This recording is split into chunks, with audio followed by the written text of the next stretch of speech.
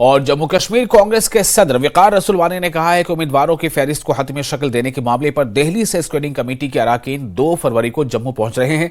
उन्होंने कहा कि ये स्क्रीनिंग कमेटी पीसीसी के अराकीन और रहनुमाओं के साथ वसी पैमाने पर बातचीत करेगी।